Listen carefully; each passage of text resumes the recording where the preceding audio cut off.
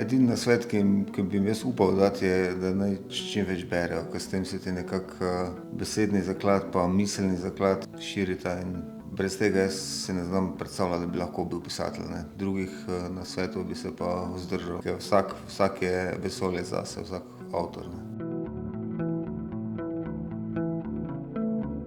Saj je prav, da jih je strah, mislim.